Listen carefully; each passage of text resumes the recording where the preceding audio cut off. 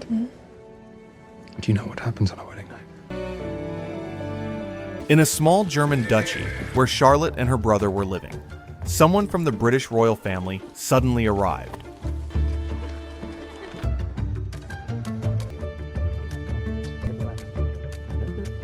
Because of one small document, Charlotte was forced into a political marriage with the King of England, a man she had never even met.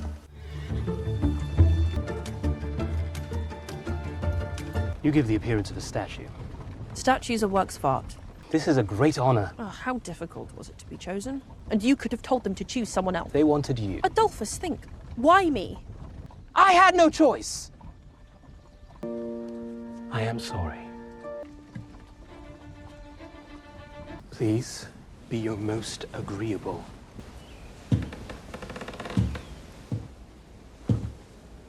Teeth.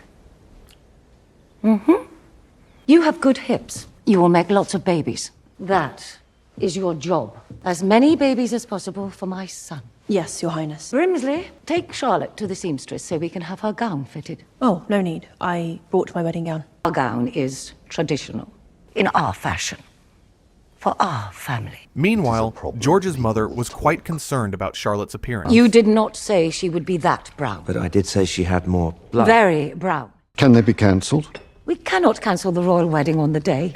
But because of the trade agreement, the wedding still had to go ahead. The king wishes to expand the guest list for the wedding and add to her court. Regardless of skin color or social status, everyone in England received an invitation.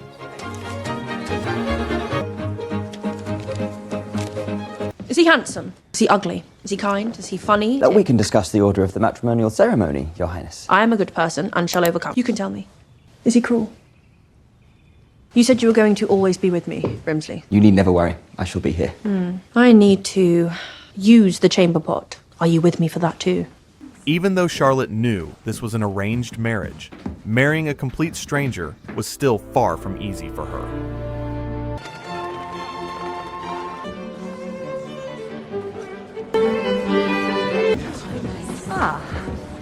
I am so pleased to have you here with us today on this family occasion. You are honored to be Lord and Lady Danbury now. There is a problem. What have you done now, Brimsley? The bride is missing. After thinking it over, Charlotte decided to run away.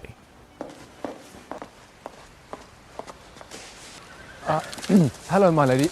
Are you in need of assistance of some kind? I am quite fine, thank you. I'm curious. What are you doing? Nothing. You are? I'm trying to ascertain the best way to climb over the garden wall. Whatever for? He may be a beast. A beast? Or a troll. Who are we discussing? The king. No one will speak of him. No one. He is clearly a beast or a troll. If you please. I just need a little help. Come, make haste. I have absolutely no intention of helping you. I'm a lady in distress. I refuse when that lady in distress is trying to go over a wall so that she does not have to marry me. I'm George. Your Majesty.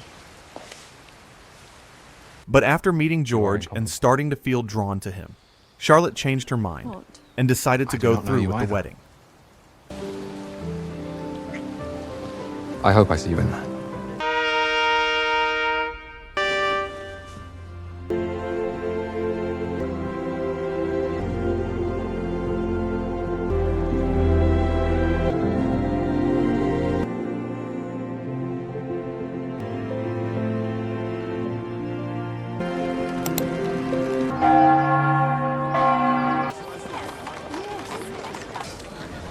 Your Majesty, I'm Lady Agatha Danbury.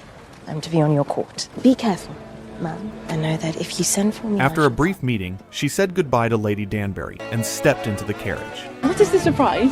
Where are you taking me? You will see. Just wait.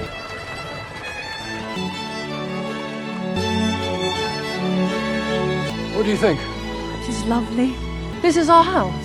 George. It is your house. I have an estate in Kew. It is our wedding night. And it is late, and you have been travelling. Want to get some sleep? It is our wedding night. We are married. Are we not supposed to do what married people do? Fine, I shall stay. George! I said I shall stay. Are you coming? George, I cannot keep up. Slow I down. thought you wanted me in the bedroom. Is that not where I should be? You do not want me to go to Kew. I shall speak with you later. I'm not all right. This is our marriage, you there and me here. I have decided I am your king! Of course, Your Majesty. Whatever you wish. I should have gone over the wall. But on her wedding night, Charlotte ended up spending her first night alone, not knowing what was going on. The entire royal family was very interested in the couple's first night together. Now it is the thing to give the couple privacy. The king is truly perfect. The strongest of kings. Has he done the deed or not? Brimsley, Your Majesty. what is in my engagement diary for the week? Your Majesty, there is nothing in your engagement diary. There is nothing in my engagement diary. No, Your Majesty. Even though they were newly married, and George wasn't exactly busy with anything urgent, he still hadn't come to see Charlotte even once.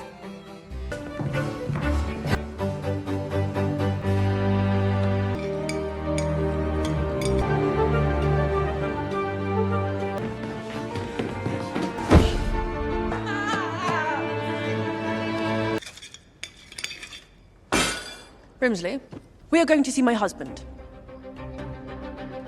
Unable to take it anymore, Charlotte decided to go and find George herself. Where is he? Your Majesty, we were not Where expecting is he? The observatory, Your Majesty.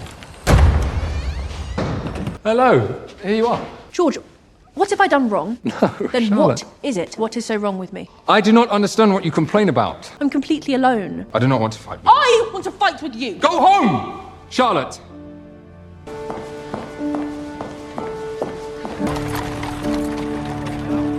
One day, as the relationship between the two became more and more tense, the king and queen's attendants were summoned. They are a wonder together. He is smitten with her beauty. I only meant that he seems happy. A great deal of talking, walking. There is laughter. It warms the heart to witness. What of their relations, their marital bonds? Sexually, she asks for the good of the country, of course. From what I can tell, I would say yes. So it is a successful honeymoon. Most successful. I cannot make him act. You made him consummate the marriage in front of the Dowager Princess. I will suggest some sort of gesture. Unable to just stand by and watch, the attendants decided to find a way to bring the two closer together. The king has sent you a gift, and there is a note, man. Show me the gift. What is that? That is the gift from the king. I think it is a dog, Your Majesty. A deformed bunny.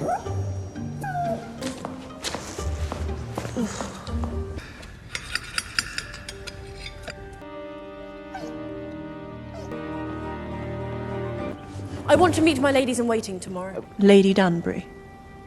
Needing someone to talk to and support her, Charlotte called Danbury to the palace. May I speak freely, Your Majesty? Please speak freely. No one else does. Your Majesty, you did have a wedding night? I'm talking about consummating the marriage. You do know what I mean when I say consummate. Perform the marital act. How many times does he insert it? As many times as necessary, Your Majesty. This is important. Yes, but this is not my failing. As usual, Charlotte was getting ready to eat when George finally showed her the reason why he had been unable to come to her. Hello, Charlotte. Is it all right if I join you for a meal this evening? A meal. A meal? Are you... Charlotte! Charlotte!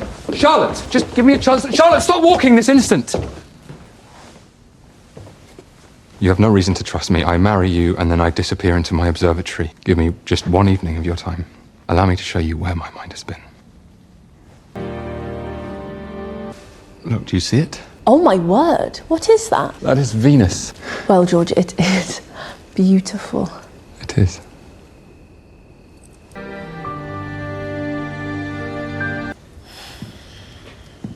Charlotte, do you know what happens on our wedding night?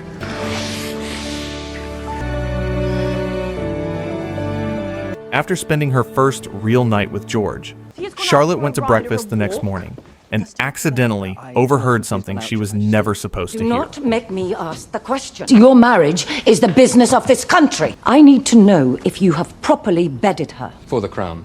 I did. You told me to bed her. I have done so. You do not need to explain it to me, Mother. It is me! Hurt by what she heard, Charlotte left. There is no need to wait for the king. And Charlotte? The Queen is at breakfast in the dining room. If you would like to join her, I can. George's condition at that time was not good either. Yes, yes. Charlotte. She will never know of it. Why are you down here? You do not come below. I'm here because you hold the king, and she is looking for him. I thought they were not speaking. Where is he? He is studying his sciences up in the library.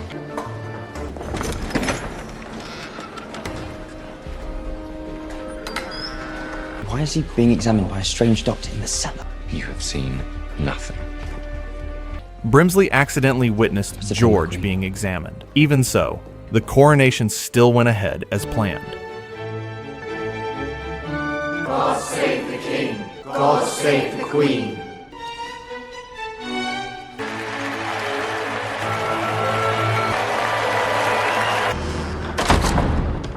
I hate him. It is a lie. He is a lying liar who lies. All we do, try to fill my womb with a baby. What is it? It is an even day, obviously. Well, we do not need to adhere to every even day. Our duty will be done, and I will no longer have to view your face. Are you coming? Yes. On the outside, the two spoke to each other as if they barely cared. Will you please no longer breathe so very loud? What exactly is the problem? You have been breathing in my room. But whenever it was time to perform their duty, both of them still tried their best. It is an even day. It is.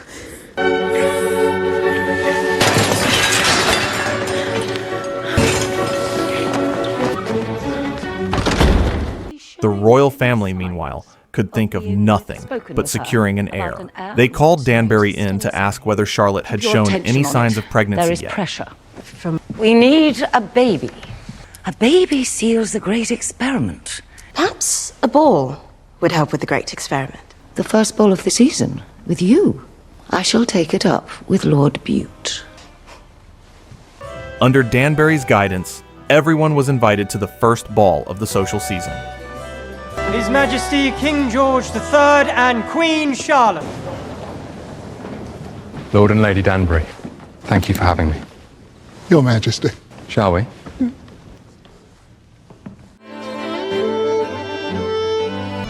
Look at him. Thank you. You never have to thank me. We are a team. After what seemed like a perfect day, Charlotte suddenly woke up that night after hearing a strange sound.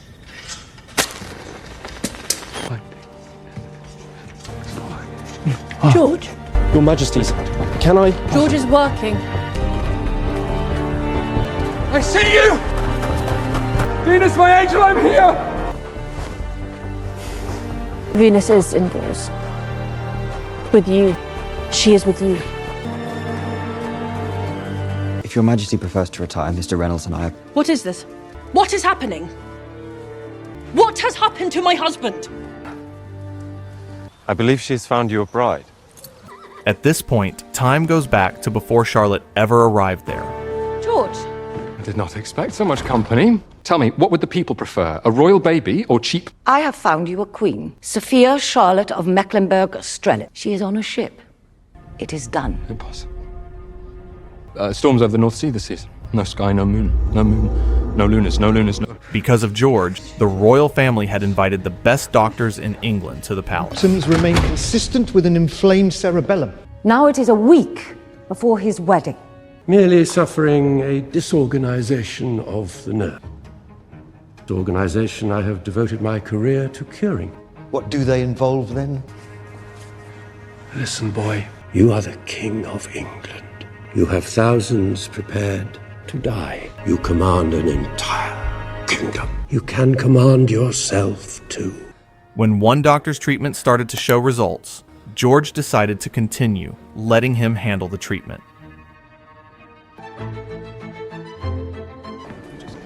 Bride is missing. Feeling overwhelmed, George went out to the garden for some fresh air, and it was there that he met Charlotte.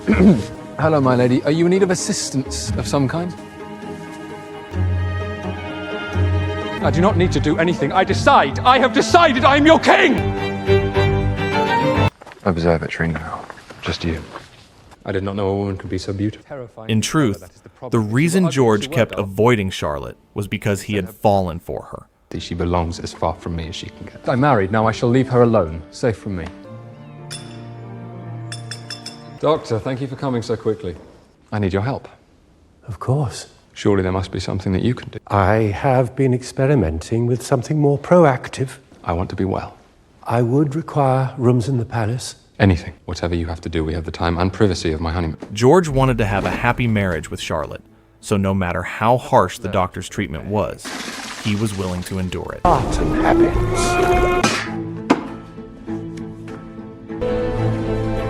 Your mind ranges undisciplined. This is the cure. Do you understand me, boy? Meanwhile, Charlotte knew nothing about any of this, so she only felt more and more lonely. What would you have the king do? A gesture? A gesture? A gesture. Is your majesty quite all right? Of course, why wouldn't I be? I have my own doubts about them, but I have to try. With respect? You think? I think we cannot know until His Majesty spends more time with her. A woman like that is too dangerous for a man like me. Or maybe a perfect match. Perhaps I could be near her. We're going to Buckingham House. George continued to quietly watch over Charlotte from afar. Look at her. She's playing chess with herself. I believe she is lonely, Your Majesty. She may miss her husband. I think I miss her too. Your Majesty might provide the Queen a gesture that you shall be with her soon. Something to be with her until I can be. He even sent a dog to keep her company in his place, but Charlotte didn't like it at all. Your Majesty, news from Buckingham House. And what did she think of it? She called it a deformed bunny. No ice bath. No chair today.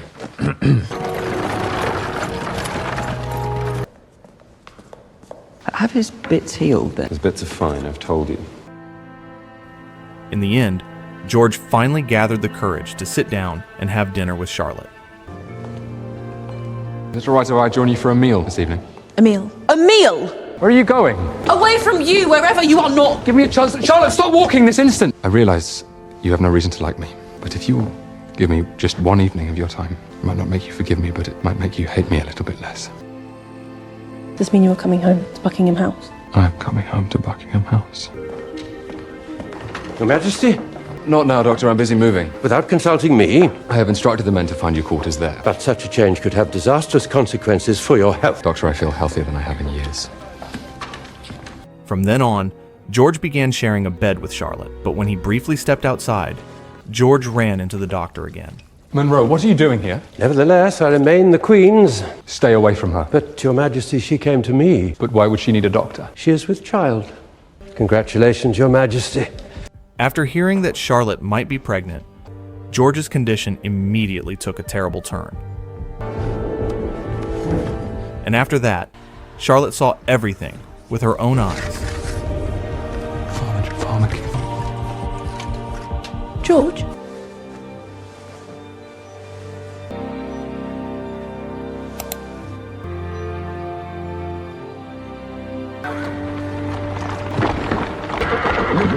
Reynolds, my carriage!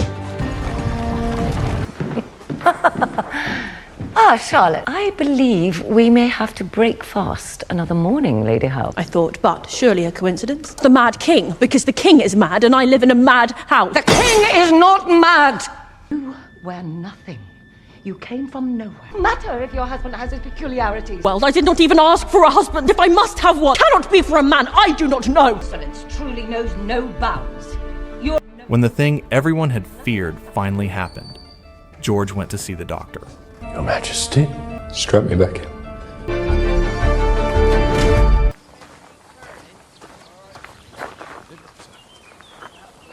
The Dowager Princess. What does she want? She arrives with Lord Bute. They have brought with them the royal physician. You are taking a long time. A very long time.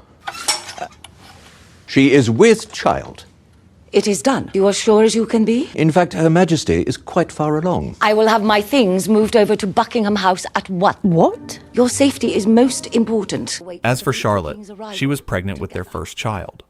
She sent letters to George to tell him the news.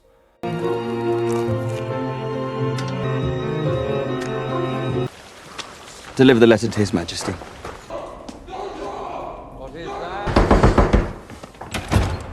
I have a letter for His Majesty from his wife. Your Majesty, I have a letter. Charlotte. No. But because of that doctor, the unopened letters just kept piling up.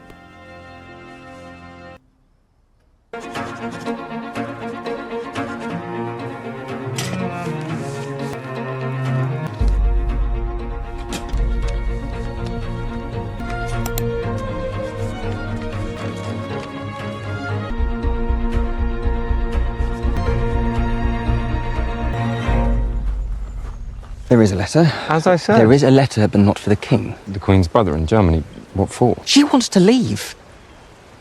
There is nothing that can be done. Post it. After receiving no reply from George, Charlotte finally wrote a letter she never should have written. That letter was sent to Charlotte's brother. Duke Adolphus Frederick IV of Mecklenburg-Strelitz. Wait outside, Brimsley. Your Majesty. Get up. Being Queen suits you. Your Majesty. Such happy news. Only I am not happy. I want to go home, Adolphus. Inside you ripens the fruit of England. Child inside you is not yours. My body is growing it. To leave the kingdom now would be treason. I only want to be home. Is there something wrong, Charlotte? He is not hurting you, is he? Everything is fine. And he immediately set off for England. But even with her own brother, Charlotte still couldn't tell the truth about everything. Instead, she had to hear words that hurt her deeply. You have done your duty. You have conceived an heir. You never even have to see him again if you do not want. At least until we need another heir.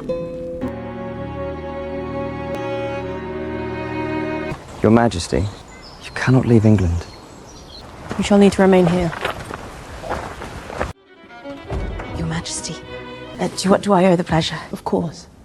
Your Majesty should be laying in, resting at home. That place is no home. I have left that place. Never, never going back. Terrifying. She's with a child. Cannot be responsible for her. Send a footman to Buckingham House now. Would you care to tell me what troubles you? Lied to and betrayed by everyone in this country but you. This is not the life I wished for. We are women. If we are ever to live the lives we want, we have to make them conceive it. Following Danbury's advice, Charlotte went to George's house. Where is the king? I am so sorry, Your Majesty. I'm afraid it is impossible. I want to see him. Where is he? Or I shall have my men search the entire palace. That way. Untie him! Untie the king! Everyone out! Now! Venus is here. George. Do you feel that, George? It kicks. I am Charlotte. This is our child. But there, she saw his haunting treatment room. Let him be mad, if mad is what he needs. Remove him from the grounds. An error that will destroy him. Be grateful I do not order you destroyed. I will need my things packed. We are moving to Kew. After George had calmed down, Charlotte went to him and finally spoke from her heart. You look better. You should not have come. I was most happy to come. I do not want you here. George.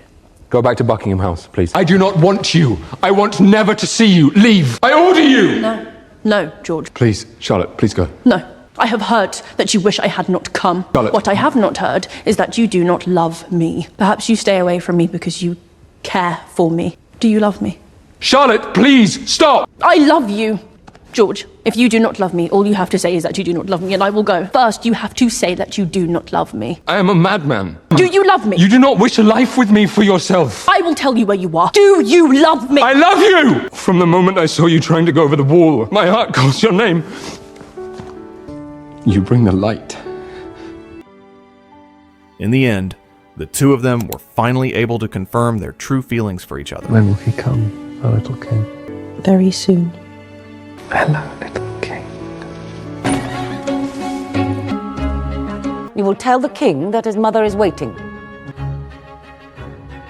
The king is not receiving visitors at this time. I am not a visitor. Does he know I am here? He is occupied. You dare to speak for him? You are not the king. But I am your queen.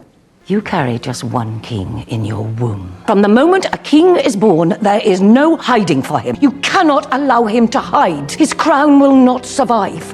George must face Parliament. This is on you now. He is yours. After hearing everything, Charlotte immediately went to find George. Charlotte. Your mother was here. I do not want to see her. I sent her away. Charlotte. You have to address Parliament. The people need their king. You are doing a fine job. And so are these. Charlotte. Perhaps you need a bit of distraction. And what I need is to deliver a perfect speech before all of Parliament. Let them call me Mad King George and laugh. Stop. Charlotte. Now? I believe so. Reynolds! While the two of them were preparing the speech together, Charlotte went into labor. Your Majesty. We wait out here. Right. Your Majesty, she's asking for you. Move. You are here. I am here. Whatever comes, whatever you need.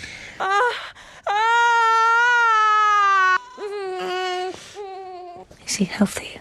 Could he be anything but perfection? He is perfection.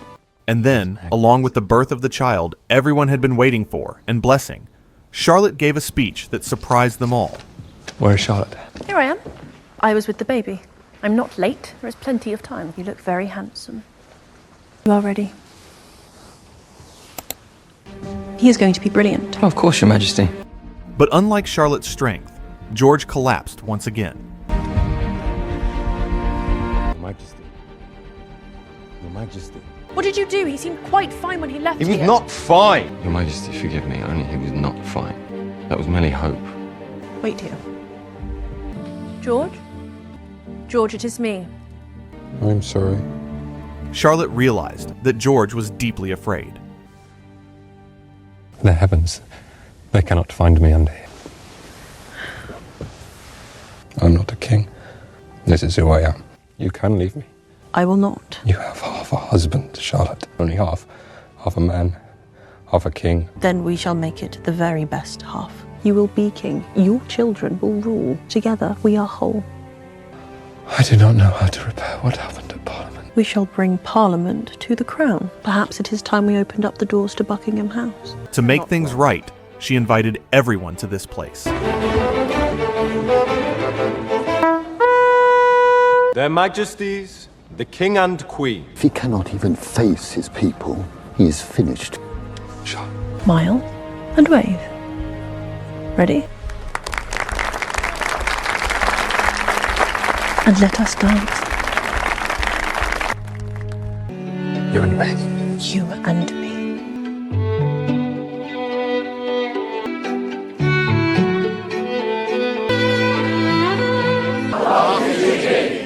It is a lovely ball. Yes.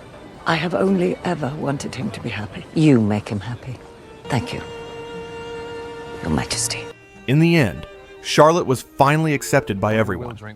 After that, she went to see George and told him that she was pregnant with their second child. Charlotte. Released in May 2023, Queen Charlotte is a Netflix original series and a prequel to Bridgerton.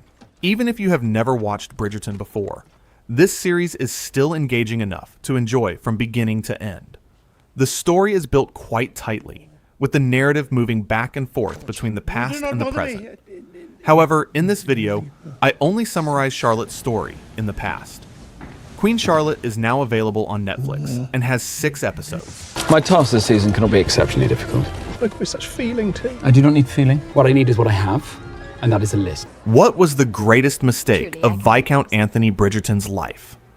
Deliberately pursuing the perfect younger sister, Though perhaps you could speak with my sister. only to find himself completely bewitched by her fiercely independent older sister. But after a series of scandals that shake London society to its core, will family honor ever allow them to be together? Taking audiences back to the lavish world of 19th century London, Bridgerton Season 2 is a captivating historical romance filled with passion, drama, and emotional conflict. Now that the season has started, I shall need to fill your coffers at the Modiste, and your ring. When you get the chance, I shall need it. You requested my ring? Your father's betrothal ring. Dearest, I shall be more than happy to give you my ring when you find someone with whom you are very much in love. Anthony Bridgerton was once a notorious rake. But now, he has suddenly changed his ways and is determined to find the perfect wife in order to fulfill his duty to his family. However, Anthony's carefully calculated plan soon encounters one major complication: the arrival of the Sharma sisters from India, who completely turned the Viscount's world upside down. Allow me to introduce to you my youngest, Miss Edwina Sharma. Apologies. Kate! There you are, dearest. My eldest, Lady Danbury, Miss Kate Sharma.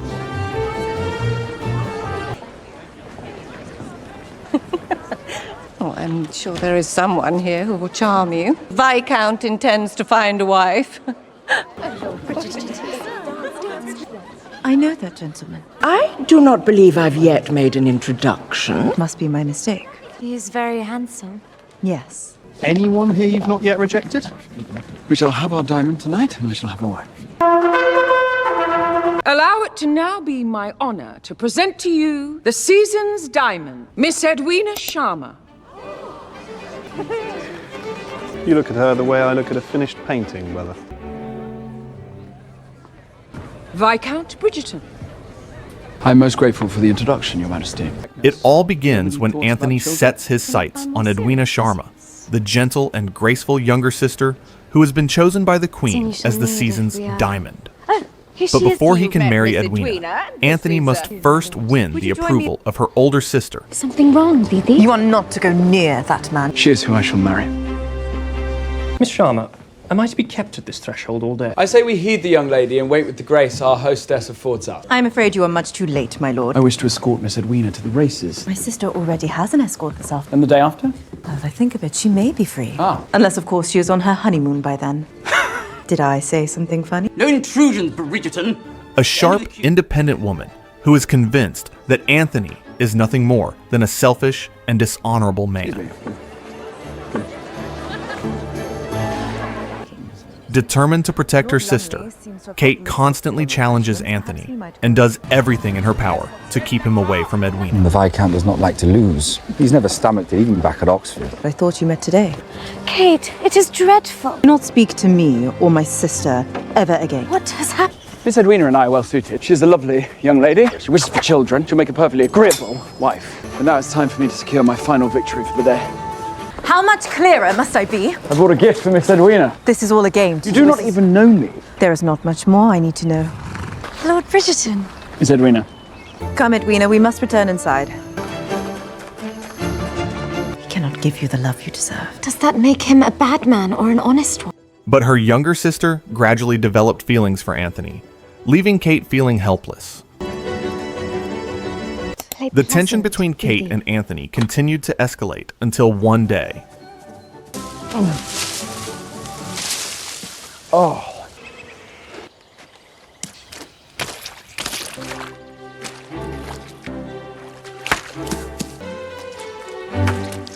Help! Pull. I am trying. If you say Miss Edwina is the one for you, if you say you feel that feeling, body and soul feel as if they could burst into flames whenever the two of you are near. If that is the feeling you have when you are with Miss Edwina, I am quite happy for you indeed. Enjoying your time here, Miss. In fact, Anthony only saw Edwina as a suitable marriage partner. He wasn't truly in love with her, and merely wanted to fulfill his duty as the eldest son. I believe I made my intentions clear. The Sharmas have barely unpacked their things. Miss Edwina will make the perfect Viscountess, to be sure. I only hope you are acting with a clear mind. You have wanted me to marry for years, and now you suggest I wait? I only want you to be certain. I was unaware there was a ball this evening. Did you not receive your invitation this afternoon from the Danbury football? And Miss Sharma likes to accuse me of playing games. Can you blame her? What? There is a lesson here for you somewhere, Anthony. I only hope that this time you will finally learn it. One day, Anthony came to see Kate to discuss his marriage to Edwina, but he began behaving strangely toward her. Can you breathe? The story goes back many years to when Anthony's father tragically lost his life because of a bee sting. Jealous if we return with nothing for her. Whatever. Father? Oh, is it a bee? A bee, I think. Edmund!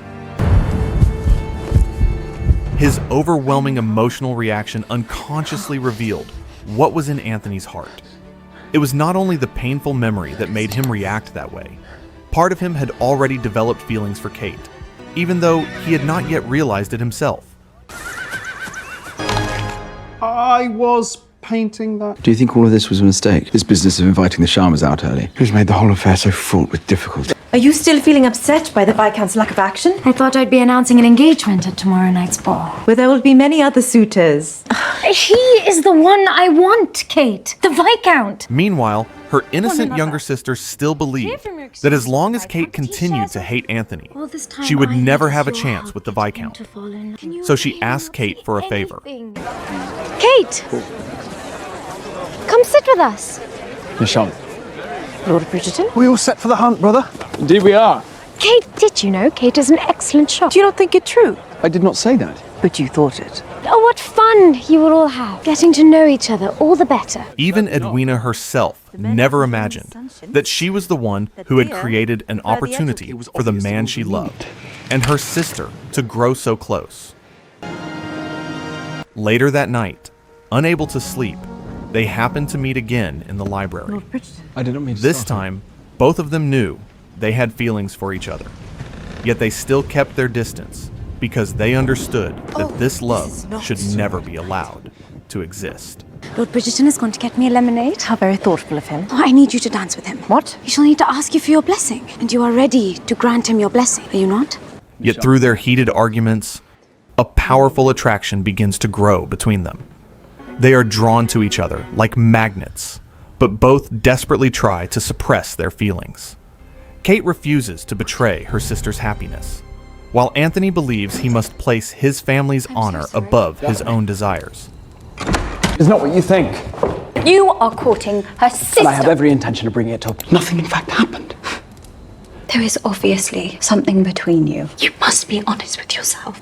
And what kind of feelings are that? Love. Then I know what I must do. Things reach a breaking point when Anthony proposes to Edwina. Not because he truly loves her, but because he is trying to escape his feelings for Kate. Will you marry me? Sister, you're late. I find Miss Edwina to be quite lovely and deserving of the truth. I've gone too far down this road to turn back now, Daphne. Miss Edwina will be ruined if we do not marry, and our family will suffer equal scandal. And what of the sister? We have decided there is nothing more between us. A grand royal wedding is arranged. Miss Edwina, you look lovely.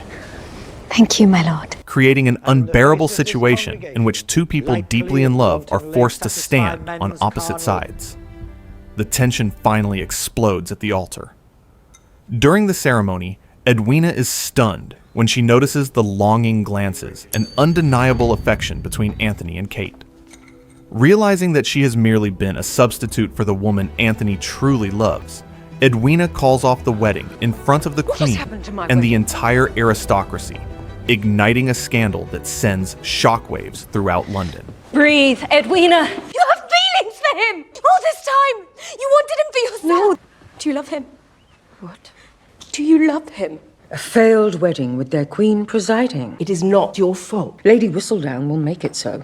After giving it careful thought, Edwina made the right decision.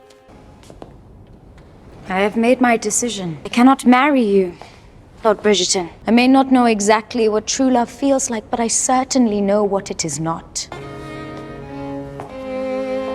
After the wedding falls apart, Anthony and Kate meet again on a fateful rainy night.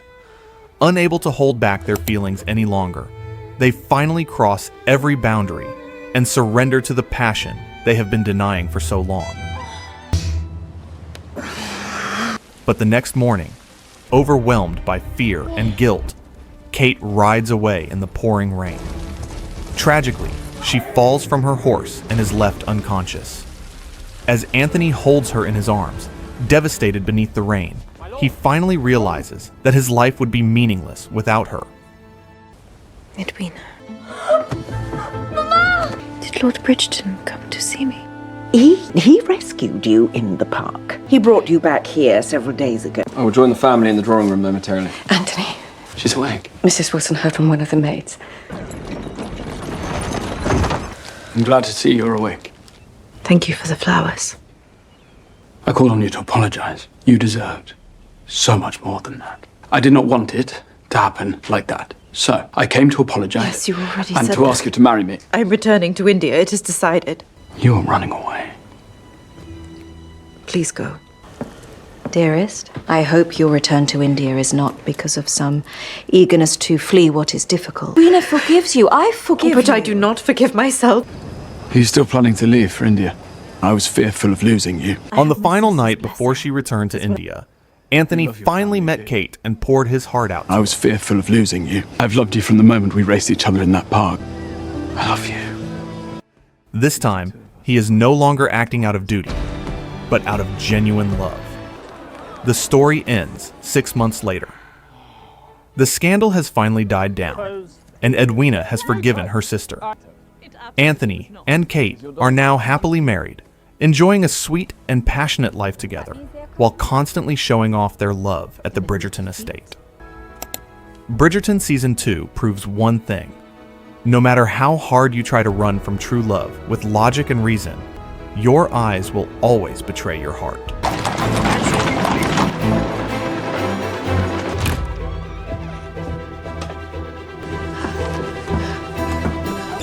Apologies for the late order. There's been... Anything for Lady Whistledown? You are Lady Whistledown. Late one night, inside an abandoned printing shop, Colin Bridgerton is stunned to discover his fiancée, Penelope, secretly handing a manuscript to the printer. The shy young woman he loves is revealed to be Lady Whistledown, the mysterious writer who has spent years exposing the scandalous secrets of London's high society, including those of the Bridgerton family. I will never forgive you. Colin feels deeply betrayed, while Penelope falls into despair. So how did their love end up in such a painful situation? Has made its return. It's good to be home. It all began at the start of that year's social season. Penelope Featherington returns to London after spending some time in the countryside.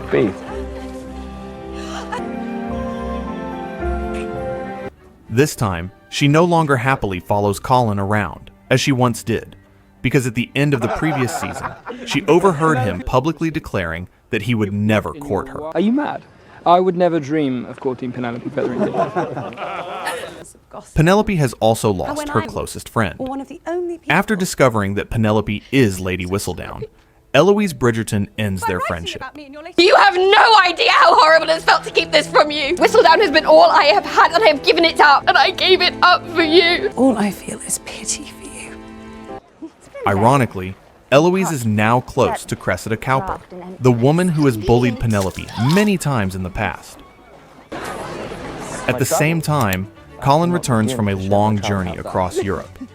He has become charming, confident, and capable of attracting nearly every young woman in the city.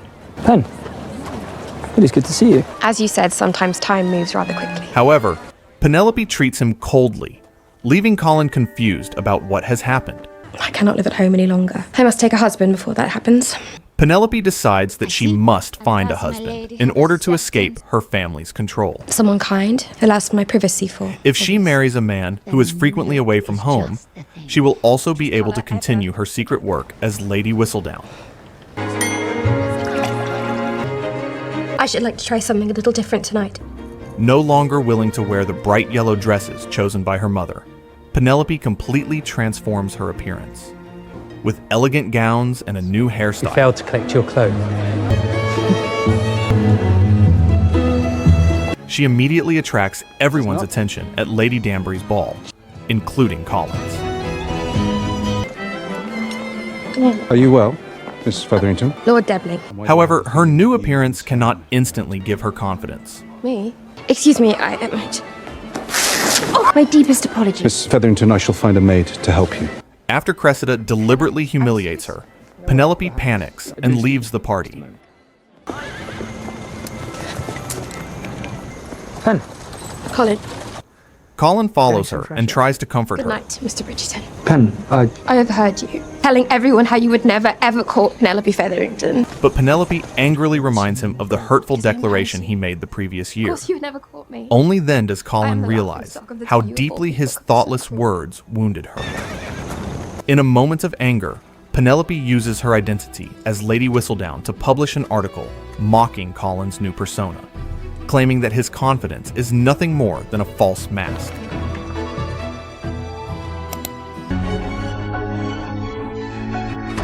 What are you reading? Nothing. Whistledown, you are mentioned. Colin becomes furious and vows to make Lady Whistledown pay if he ever discovers who she is. How are you? I will never forgive her. Have any idea who she might be? I do not, but trust me, if I ever find out, I will make sure it is her life that is ruined.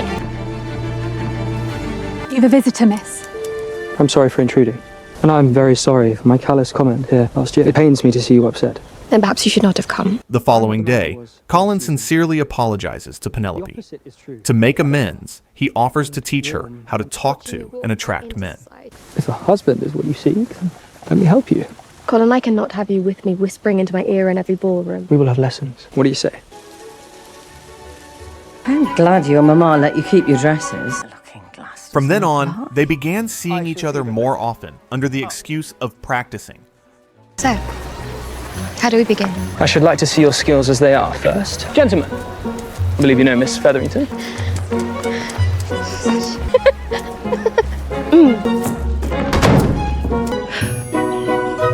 Are you quite sure you wish to resume my lessons? Do you remember when we first met? When I was assaulted? It was not my fault. The wind blew clean off my head. You certainly seemed pleased when I landed in the mud. I apologize. Whenever they were together, even the simplest conversations felt easy and made them smile naturally. Living for the estimation of others is a trap. You make it sound so easy. Penelope, we're going. One day, while they were practicing in the Bridgerton family's drawing room, something unexpected happened. So, we're going to practice here. Gentlemen are asking young ladies to dance. Shall I pretend to flirt with the imaginary cellist? Me?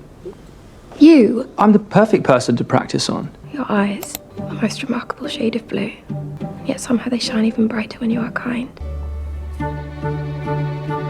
Say something like that if you were a suitor. Through their secret lessons, Penelope gradually becomes more confident and begins to reveal her true personality. Her intelligence and gentle nature repeatedly leave Colin unsettled. In those moments alone, as my fingers such great distance. Were you reading that? No, I did not mean to. Whatever you read was not meant for another's eye. Colin, your hand. It is nothing. Although neither of them has yet realized that their feelings are beginning to change. Good evening. Thanks to you. I'm sorry again for reading your writing. Would very much like to read more one day, if you would let me. I will consider it. You speak to at least one lord tonight. Him. Lord Basilio is a viscount. And you are Penelope Featherington. Do not forget that. Good evening, Miss Featherington. Oh, Lord Basilio, I did not see you there. I cultivate reserve these days anyway. Life is too short for that, is it not? What happened? His horse recently died. Colin. Forgive me. At a ball, while Penelope is speaking with a gentleman, Eloise accidentally reveals that Colin has been secretly teaching her how to find a Would husband. help a spinster find a husband. The rumor quickly spreads, once again turning Penelope into the subject of public ridicule. Surely be the main interest of my next edition. Eloise, did you tell anyone of my helping Penelope? I did not mean. Which means you did. To prevent anyone from suspecting that Lady Whistledown is showing her special treatment, Penelope is forced to write about the scandal herself, making herself the target of criticism. Turn to her familiar shadows. Miss, you have a visitor. What are you doing here? I had to see how you were. You've read Whistledown. She's beastly to write such things about you. Colin, could I ask you something? Of course. Would you kiss me? Believing that she will never find a husband, Penelope unexpectedly asks Colin to kiss her, because she is afraid she may go through her entire life without ever knowing what it feels like to be kissed. I do not wish to die without ever having been kissed. Colin is stunned, but he still responds gently. To Penelope, it is simply a kiss that fulfills a long-held wish. But for Colin, everything changes. From that night on, he cannot stop thinking about her, and even begins dreaming about her constantly. Agreed, dear, and Good to see you. Yes, it's good to see you as well. We cannot continue our lessons. Oh. I agree. Just so I'm clear, what is your reasoning? What happened between us? No, I apologize for asking. I do not apologize. You apologize. Yes, but I continue. While Colin gradually realizes his feelings, Penelope deliberately keeps her distance to protect his reputation. I will go. Penelope, I wish very much for your happiness. If I secure a proposal, it will be because of you. Good evening, Miss Featherington. Good evening. Around this time, she meets Lord Devlin. Come to my hiding. He admires Penelope's intelligence, honesty, and uniqueness. In fact, I find your frankness immensely refreshing. Since he often goes on long expeditions, Debling also seems like the ideal husband for the freedom she desires. And they barely tolerate me for that great sin. How are you? Colin Lord Debling has shown an interest in me. Thank you. Do I have sugar on my face? No. You removed it. Scalper. Miss Bridgerton. Cressida also sets her sights on Debling and begins competing for his attention. That's right. Steady as cross, come on. During an exhibition, a massive hot air balloon suddenly loses control. Debling quickly protects Penelope, making her even more fond of him. Colin can only watch jealously as the two grow closer. Can I ask you a question, Mother? Anything, dearest. After hearing his mother say that friendship can sometimes develop into love, But it is Colin rare. finally understands his own The love that feelings. is thrilling. Colin, are you well? There is a question. Miss Featherington, I believe it's time for our dance.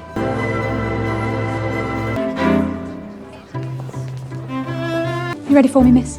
Yes. I should simply like to rest this evening. Penelope may be getting a proposal tonight. Tonight? I do hope you feel better.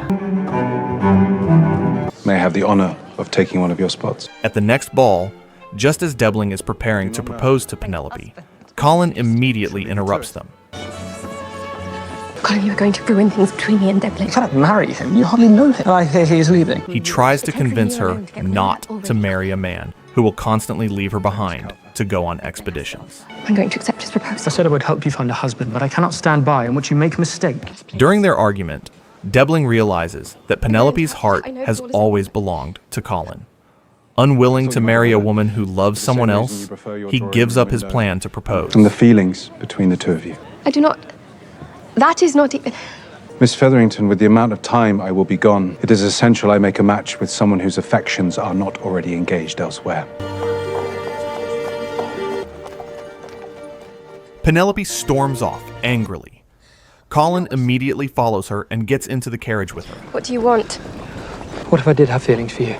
There, he confesses that he has been unable to stop thinking about her since their kiss, and that he no longer wants them to be just friends. Feelings like a total inability to stop thinking about you, about that kiss. Penelope also admits that she has loved him for a very long time.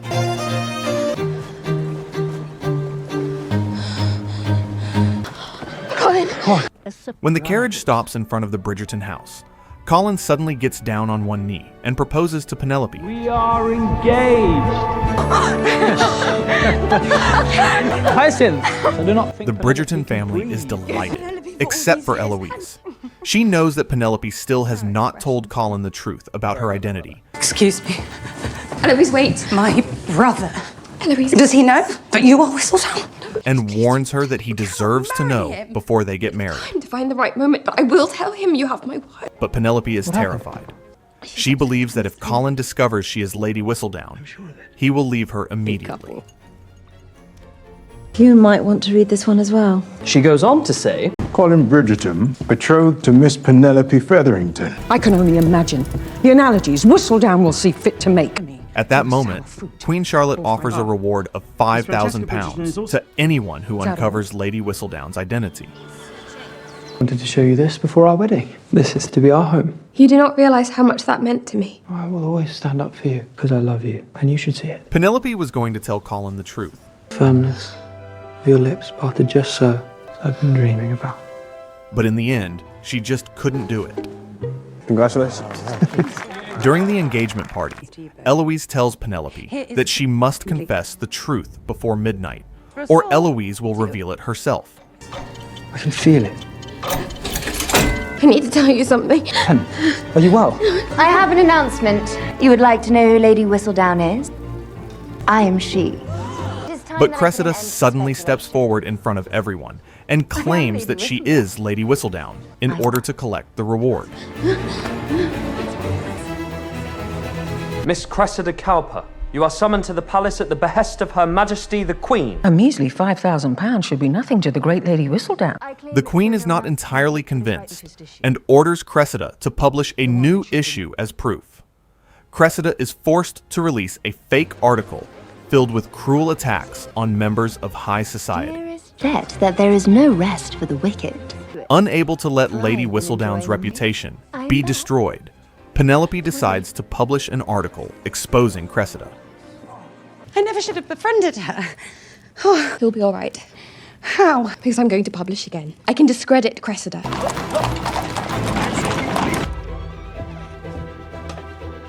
You'll be paid handsomely for your rush service. You are Lady Whistledown. Colin secretly follows her through the night and discovers the truth at the printing shop, the very scene shown at the beginning of the story. All of the lies you have told me, all of the things you have written about me and my family, I will never forgive you. Although Colin is furious and feels deeply betrayed, he and Penelope do not call off the wedding. They officially become husband and wife, but the emotional distance between them remains. Colin asks Penelope to stop writing in order to protect the safety and reputation of their family. The situation becomes even more complicated when Cressida discovers Penelope's secret. What are you doing here? I'm simply paying a visit to the esteemed Lady Whistledown. She blackmails Penelope for £10,000, then raises the demand to £20,000 in exchange for her silence. Penelope realizes that she can no longer keep running away or relying on others. She secretly writes a letter to the Queen and prepares to reveal the truth herself. I have received a letter from your wife. We had better sit. At a grand ball, Penelope steps forward before the entire high society and admits that she is Lady Whistledown. She apologizes for using her pen irresponsibly in the past and for hurting so many people. At the same time, she declares that she wants to step into the light and promises to use her voice more carefully from then on. Moved by Penelope's courage, Queen Charlotte decides to forgive her and allows her to continue writing under her real name. After Penelope's confession, Colin finally comes to truly understand his wife. He admits that part of him had been jealous of her talent and courage. Colin assures Penelope that he loves her and everything that makes her who she is. He does not want her to give up her true self in order to become a quiet and obedient wife. The two finally reconcile. Penelope and Eloise also repair their friendship. Sometime later, Penelope and Colin welcome a baby boy, who becomes the new Lord Featherington.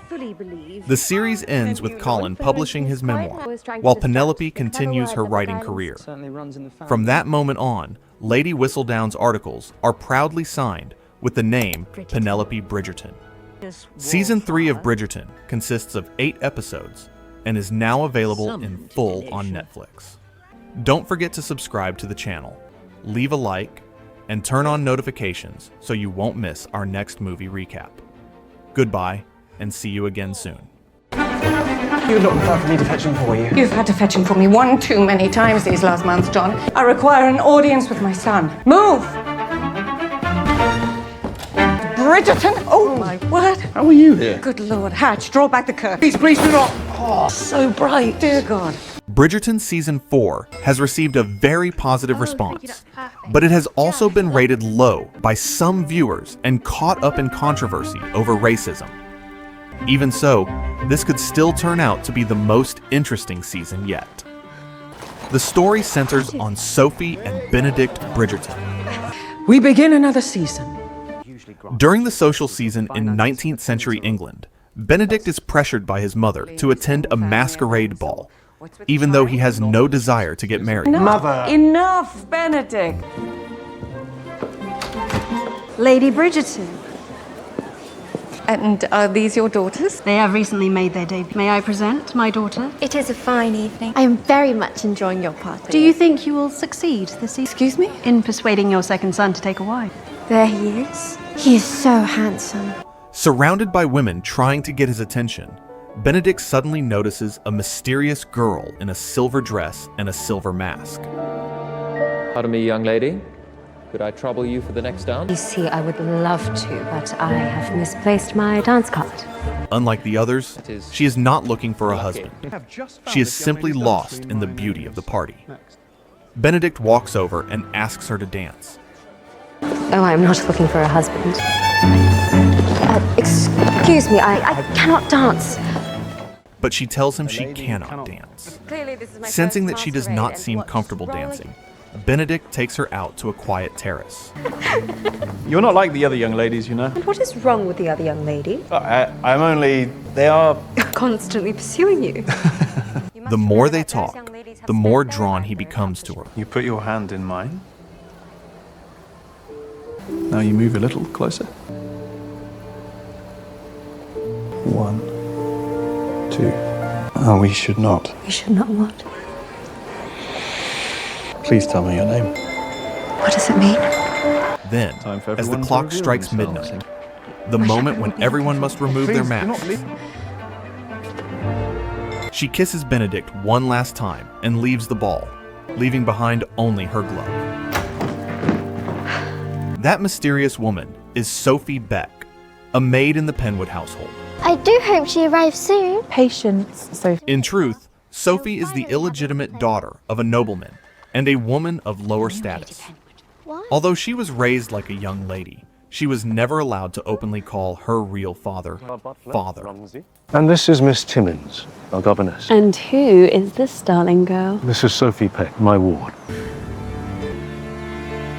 I'm so sorry, Sophie. After her father passes away, Araminta tells Sophie that her mother was only his mistress, Your mother was a maid. and that Sophie has inherited nothing. No, my father loved me. And there is no mention of you in the will. I can understand why you believe that. I will take care of you now. You will work as a maid. Being a maid is the best you can hope for. With nowhere else to go, Sophie is forced to stay in the Penwood household as a We maid. have found Rosamond's mask. It was underneath my dressing table. Perhaps you knocked it off your dressing table and did not notice. Posy! As time goes by, while her stepsisters prepare to make their debut in high society, Spoil my debut, am I not right, Sophie? That is not true. Sophie, when one makes an error, one is meant to apologize. Forgive me. I could not hear you. Forgive me. Please accept my deepest apologies. Sophie looks back on her own humiliating position and cannot help but feel heartbroken. Sophie does not long for gossip or status among the upper class. She only dreams of wearing a beautiful dress and standing inside a That was magnificent a ball. masquerade ball. I would be in costume. No one would know it was me. Oh, but I could not do it. But you could. Thanks to the servants who have always cared for her, Sophie gets the chance to attend the masquerade. Those belong to Lady Penwood. Lady Penwood has more shoes than I can count. I doubt she will even notice. Am I right? Right. There, she meets Benedict, the man who will completely change her life. I asked her many questions, but her answers were few. She grew up in England. She prefers deep water. That does not give us much. Then mention me. Say that I am looking for someone. But between a maid and a nobleman like Benedict Bridgerton, their love story seems almost impossible. He must meet a different young woman at every ball. This could be about anyone. After the ball, Benedict searches everywhere for the girl in the silver dress, without knowing that she is Sophie. I certainly enjoy a swim. We have met, Miss. Rosamond Lee. Sophie, there is a gentleman caller for me. Let us tidy your hair so we can see how beautiful you are. How do you do? He's looking for you. It's your chance, Sophie. He does not want to find me. He wants to find the lady in the silver gown, and she is not real. Did someone in silver catch your eye at the masquerade? Do you have any cousins or friends of the family who've been staying here? Araminta soon discovers the truth and throws Sophie out of the house. Lady Penwood, may I help you? I know how much you love the little luxuries of society. Put them on. Now, it was you.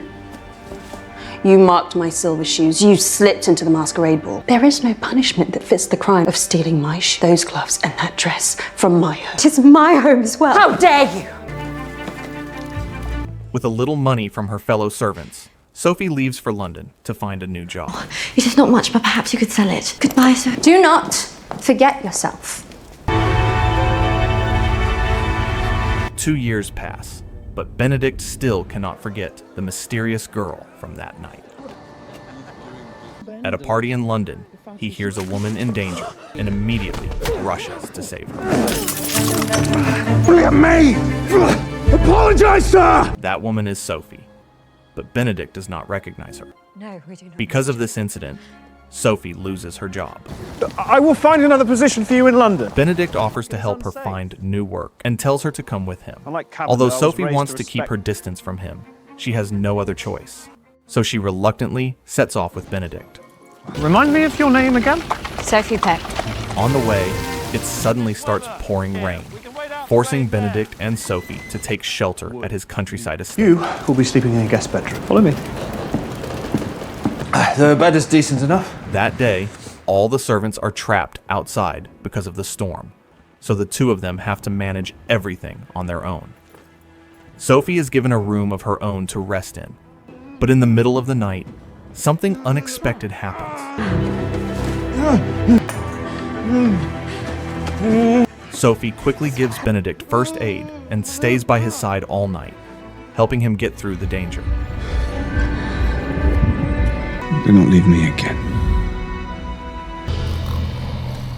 The next morning, the servants return. Oh, good morning. Oh, this is Sophie. She should be treated as our guest. Of course. That is a lovely pendant. Is there a story behind it? Since Benedict is still unable to walk, Sophie also stays at the estate for a while as a guest.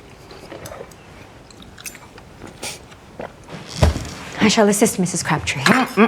You are my guest. My guest? Then what do you suggest I do? Are you incapable of leisure? I know how to leisure perfectly. Pardon me. Please, take any book that interests you. Unless you cannot read. Oh, forgive me. I know how to read. Benedict begins to realize that Sophie is not like an ordinary maid. She can read, loves books, and is even good at I French. never met a maid who knew so much about art. I should retire to my room. Sophie, that is my French grammar book. Et vous supposez que je ne sais pas parler en français? All because her father gave her an education when she was young. I will always make sure you are taken care of. I promise. There we are. During those unexpected days of rest, the two of them repair and fly a kite together. I've forgotten how much I enjoyed this. It is good to be reminded of such happy memories. Sophie thinks back to her childhood. At first, this scene seems like nothing more than a happy little moment, but it actually reflects Sophie's position very clearly. She has always been the one standing on the outside, watching and helping others, never truly living her own life. Even though she knows French, she does not know how to dance. Benedict appears and teaches her, giving her the chance to experience it for herself and become the main character in her own life. That is why Sophie falls for him, not only because he is charming, but because he gives her a sense of freedom. Benedict is also moved when he sees Sophie happily enjoying that freedom, even though he still has no idea that she is the girl in the silver dress from years ago. One day, Sophie accidentally sees Benedict swimming by the river. Would you? You know, I would not be offended if in fact you followed me here. I did. I wished to take a walk, and Mr. Crabtree informed me there was a lake nearby. As I'm a keen listener, I found it. Then you should not have been spying. I was most certainly not spying. But you assuredly were. I was not. I cannot help but notice you. But she quickly tells herself it was a mistake and starts avoiding him. Sophie. Mr. Bridgerton, for I've been thinking that I should like to return to London. I woke up thinking the same thing. Well, then we are agreed. After his wound heals, Benedict takes Sophie to the Bridgerton estate, where he has found her a new job. This is Bridgerton House. In fact, that your new job is where I live. I cannot work for you. You will work for my mother, whom you will love. Sophie feels anxious because she might run into her stepmother again, but Benedict convinces her to go. I'm only trying to help, Sophie. Hello, Mother. Sophie Peck, my lady. Would you excuse us a moment? Violet, Benedict's mother, is surprised at first, but she still agrees to take Sophie in after learning that Sophie once saved her son. I understand you saved my son's life, so. Do you have a letter of introduction from your last employer? Her last employer was most unkind, Philip Cavender. Yes, wow. I can clean, mend, read, write. She speaks French? And Latin. My. Mrs. Wilson, will you show Sophie to her room? To Sophie, the Bridgerton estate feels almost like heaven. The work is clear, the servants are professional. I think we shall be great friends. How do you know you will not like the book? She is famed for inventing her own steps. Oh, have you read Ennui? Yes. We will have to trade books sometime. The family is kind, and she even has her own place to stay with proper pay. Even so, the biggest problem is still Benedict. There you are.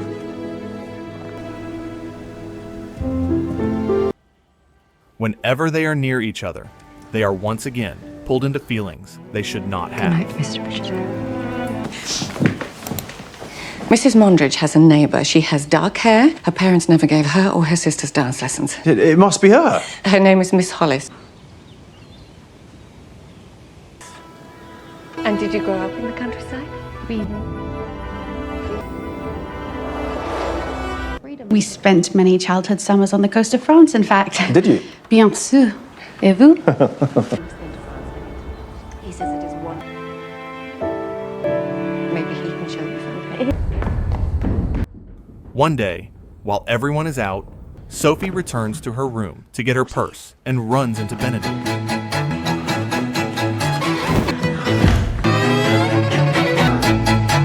My heart beats when you're near. Benedict then confesses his feelings. But instead of proposing to her, he asks Sophie to become his mistress.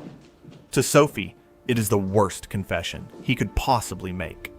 As someone who was born illegitimate, she understands the pain of being looked down on and refuses to let her future child suffer the same fate. So she decides to leave. Would you have found it suitable to kiss the lady that you met at that ball? Would you have asked her to be your mistress? You truly understand what you're asking me with that question. When Benedict continues to get close to her, Sophie asks him directly whether he would dare treat the girl he met at the ball the same way. Forgive me, I will go. Although Benedict's proposal is terribly wrong, his feelings for Sophie are not. Sophie. Do you need something? I found it. We finally know who the new neighbour is. Araminta Gunn. Araminta Gunn is our next door neighbour. She was here. Will you tell Mrs. Wilson I'm going to lie down for a little while? Just as he is about to chase after her, his mother stops. Benedict, going on between the two of you, it is not appropriate. Mother! Violet objects because she is afraid Benedict's scandal will damage the Bridgerton family's reputation. But Benedict ignores her and continues searching for Sophie. Sophie, tell me what is wrong. Leave me alone. No, I'm not going anywhere, not this time. Do you not understand that? I wish there was some other way for us to be together. I love you, Sophie.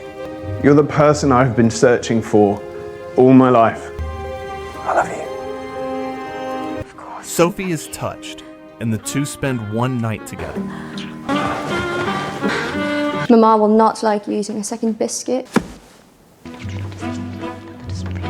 Posy.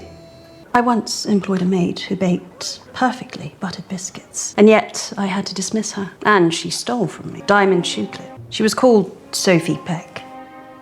Meanwhile, Violet learns that Sophie once worked for the Penwood family and was falsely accused by Araminta of stealing a shoe I accessory. have always found Lady Penwood unkind. Imagine her servants felt the brunt of her ill humour. Claim you stole diamond shoe clips from her. I believe you, Sophie.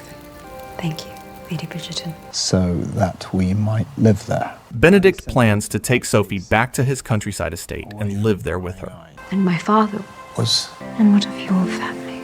He is even willing to leave his family behind for her. I know that you mean well, always. But if you are choosing a life with her, you cannot have thought it all through. But Sophie accidentally overhears a conversation between Benedict and his older brother, Anthony. I believe in you to make the right decision in the end. Tonight would be my last night here. I wanted to say goodbye. What about... I'm not with child. I must go.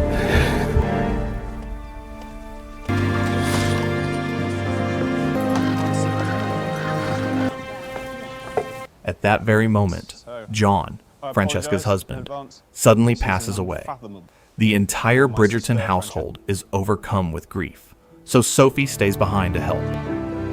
I don't know how distraught your sister has been after failing to capture Mr. Bridgerton's affection. She and Mr. Bridgerton may not have been well suited. She could charm a statue, if it were not for Sophie's interference. Sophie? Is that why we went looking for Sophie at Bridgerton House the other week? Posy!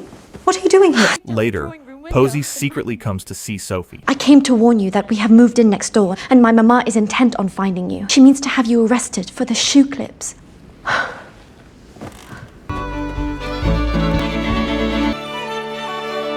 Sophie? At the same time, Benedict notices that Sophie's necklace looks exactly like the one worn by the girl in the silver dress from years ago. He finally realizes that Sophie is the mysterious woman from the ball. But Sophie has already left and is arrested after Araminta accuses her of theft. Araminta! Do not! Araminta! Without any witness to speak on your behalf... The case is taken to court, just when Sophie is being cornered. I must ask you to release this woman at once. Who, sir, are you? Benedict Bridgerton, son to the late Viscount Edmund Bridgerton and brother to the Viscount Anthony Bridgerton. And brother to the Duke of Hastings. Benedict and Violet appear. They step forward to defend her. I will release Miss Beck on bail, on condition that she remain in the Bridgerton household. She is going to prison. Oh, we shall see about that.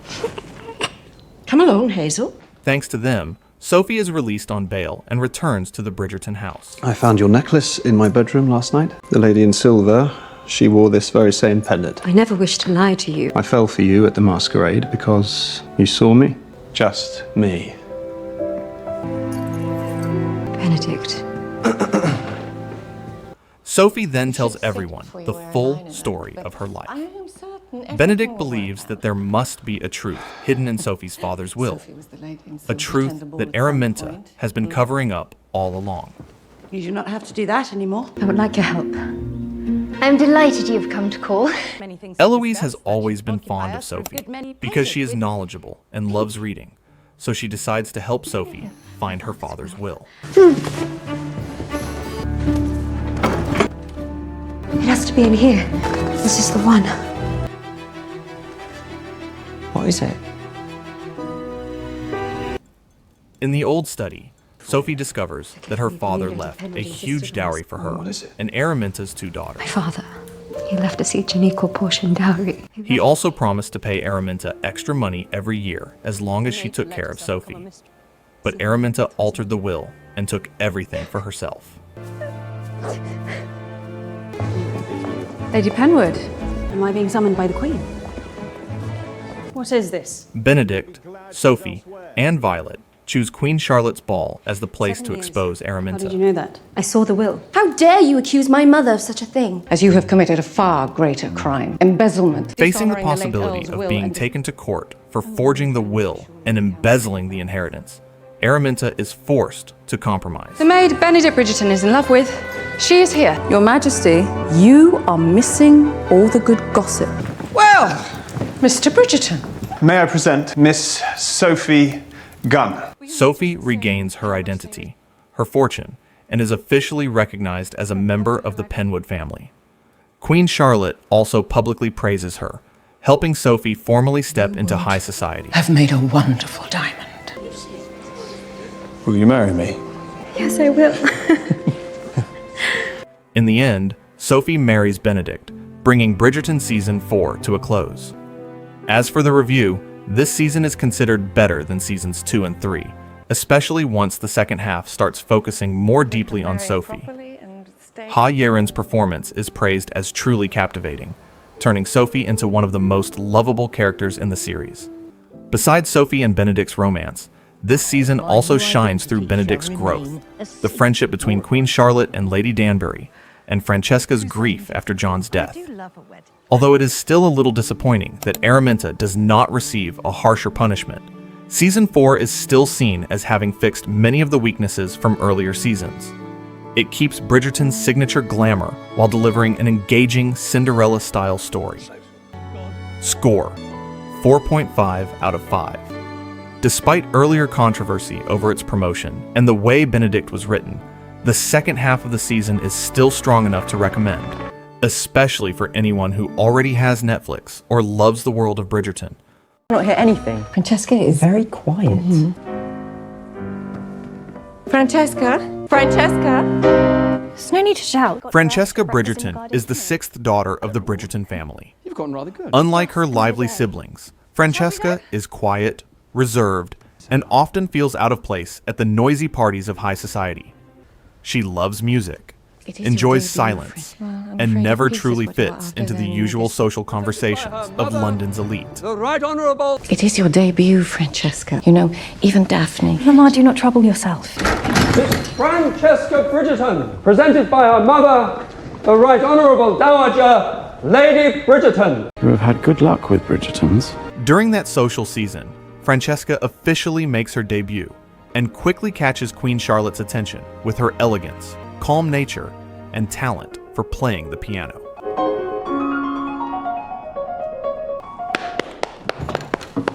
Forgive me, Your Majesty, I was only taking a small pause from the ball. Brava. Sparkling, one might say. From then on, many gentlemen begin to pursue her, but Francesca does not feel happy. She is tired of empty compliments, repeated dances, and the pressure to impress society. What she wants is not a dazzling romance. She simply wants someone who can understand her silence. If you'll excuse me a moment. One day, while leaving a ball to find some peace, Francesca meets Lord John Sterling, the Earl of Kilmartin. Good evening. Forgive me, I was simply... In need of some quiet. Perhaps we can enjoy the silence together. John is quiet, gentle, and does not try to impress her. He does not flirt. He does not show off. He simply stands beside her in silence. And strangely, that silence makes Francesca feel safe. Caller here. Yes, bring him in. For the first time, she meets a man who does not force her to speak, just to fill the emptiness. With John, Francesca does not have to pretend to be cheerful or become someone she is Miss not. Francesca. John Sterling. As they spend more time together, their bond grows quietly. To others, their meetings seem strange because they barely talk. But to Francesca, that quiet companionship feels more meaningful than any grand confession. Miss Francesca. Good day, Lord Samadani. Good day. Are you interested in him? Good day, Lord Kilmartin. Miss Francesca. John listens to her in his own gentle way. Enjoyable music. If I am being honest, no. A song like this would be far sweeter if it were played in 3/4, so one could in fact feel the music. When Francesca casually mentions that a piece of music feels too fast, John quietly remembers it. To answer your question, no. I'm not interested in him. Miss Francesca. I'm afraid I am rather parched from dancing with Lord Samadani. You must forgive me for rushing off abruptly last time we met. It is only that I wanted to get you this. Not long after, he brings her the same piece, rearranged to match the rhythm she likes. That small gesture touches Francesca deeply. Lemonade. Forgive me, Lord Samadani. Mama, I am keen to return home early. Because John may not say much, but he truly listens. Martin. What is happening? I believe Lord Samadani was fetching Miss Francesca lemonade, and now she is not drinking the lemonade. It was the reason he moved to a bachelor's Slowly, apartment. Francesca realizes that John is not the kind of man who makes her heart burn wildly from the start. Would you be nauseated by the idea of marriage? I wish to be married. Very much, in fact. I just hope my husband will not hide my piano stool from me. He is the kind of man who makes her feel peaceful. He understands her without needing too many words. And he makes her believe that love does not have to be loud to be real. However, not everyone supports their relationship. Queen Charlotte wants Francesca to marry Lord Samadani, a man she believes is more suitable. Even Violet, Francesca's mother, is unsure at first. Do you not think our match would cheer her? I am going to look at the very fine. You still do not believe in this match, do you? Lord Kilmartin is delightful, but I just what, Mama? Violet once had a passionate love with her husband, so she believes true love should feel intense and impossible to hide. But Francesca's love for John is different. It is not like a storm. It is like a slow piece of music. The more you listen, the more depth you find. In the end, Francesca chooses John because he is not just a suitable husband. He is the first person who makes her feel that she does not need to apologize for being quiet. Everyone who is not a Bridgerton may go. Someone in this room has something to hide. Step forward. It is I. You? I am engaged to Lord Kilmartin. I love Lord Kilmartin, and I plan to marry him. Your Majesty's blessing, of course. Queen Charlotte eventually accepts her choice, to marry. You're upset about me leaving? No, of course not. and Francesca and John marry in a small wedding at the Bridgerton house. It is not grand or noisy, but it is exactly the kind of happiness Francesca has always wanted. After the wedding, the two prepare to leave London for Scotland and begin their new life at Kilmartin. It seems Francesca has finally found a peaceful marriage with a man who truly understands her. But before they leave, John introduces her to his cousin. Michaela Sterling! Michaela is completely different from Francesca. She is confident, witty, bold, and full of life. Kilmartin. From their very first meeting, Michaela makes Francesca nervous in a way she cannot explain. Francesca does not yet understand what that feeling means. That was very nice. Later, Francesca and John begin their married life in Scotland. Their marriage remains gentle and quiet. And John is still kind, patient, and caring in his own way. But as Francesca adjusts to life as a wife, she begins to feel uncertain.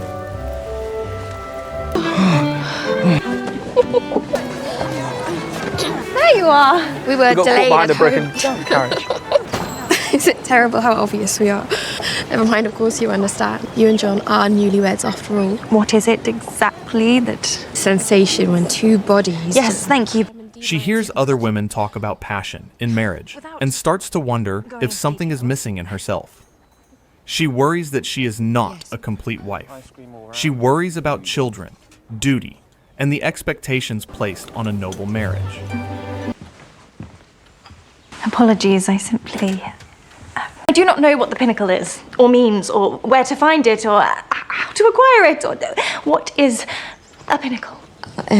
Occurs between your legs and spreads. good morning. John. Apologies. Forgive me. To what do I owe that surprise? Nothing.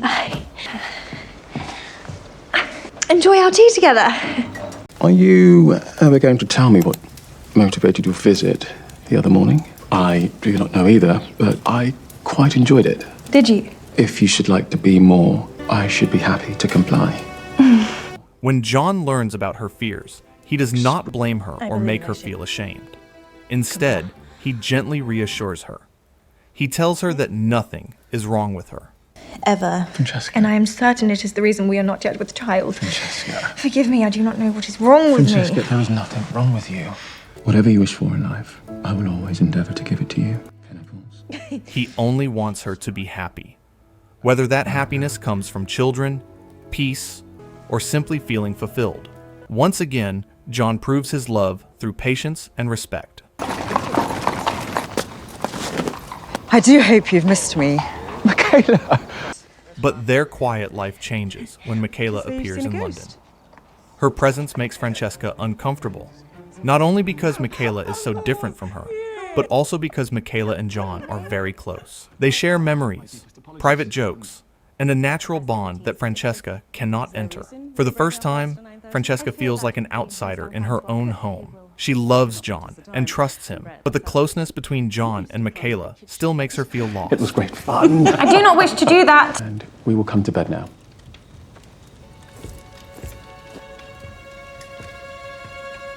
I enjoy Michaela immensely. It is only that we were getting along so well before she became our guest. I understand. At first, Michaela's arrival creates tension, but over time, Francesca begins to understand her better. Michaela is not just bold and unpredictable. She truly loves John as family. To her, John is the person who understands her best and makes her feel safe. Francesca, you do not know me. He loves you. Francesca. I am sorry I was late to bed last night. Michaela kept me up until midnight. Lord Taylor would not leave. Slowly, the relationship between Francesca, John, and Michaela becomes warmer. They talk, share quiet moments, and begin to live together more naturally. Of course we are. Obviously. Said about Marley. For a while, everything seems peaceful. Forgive me, I am... Francesca and John appear to have found balance in their marriage. Michaela also becomes part of their lives. With that, I think I shall lie down for a nap. Are you feeling well? Only a small headache. I'll be revived by dinner time. But tragedy comes when no one expects it. John begins to feel tired and suffers from headaches. At first, everyone thinks it is just stress from his work in Parliament. Then, one day, after spending time with Francesca and Michaela, John says he wants to rest before dinner. Everything still seems normal. But when Francesca goes to wake him, John no longer responds. He has passed away in his sleep. Quietly, just like the way he lived. No warning, no drama. But his death destroys Francesca's world. John was not only her husband, he was the peace she had searched so long to find. His death also breaks Michaela's heart. To Michaela, John was the family member who understood her best. After the funeral, Francesca and Michaela are connected by the same grief. They once struggled to understand each other, but now only they can truly understand the size of this loss, because they both love John in different ways, one as his wife, the other as his closest family. And it is this shared pain that slowly brings them closer. Francesca and John's love story is special because it is quiet. It is not fiery like Daphne and Simon, not intense like Anthony and Kate, and not full of conflict like Colin and Penelope. Their love begins in silence. It grows through understanding. It is proven through small actions. And it ends with a sudden, heartbreaking loss. Although their marriage is short, John remains one of the most important people in Francesca's life. Because through him, she learns what peaceful love feels like. And because of losing him, Francesca begins a new chapter. A chapter filled with grief, healing, and emotions she still cannot name. Thank you for watching today's video. Don't forget to subscribe, like, and turn on notifications. See you next time.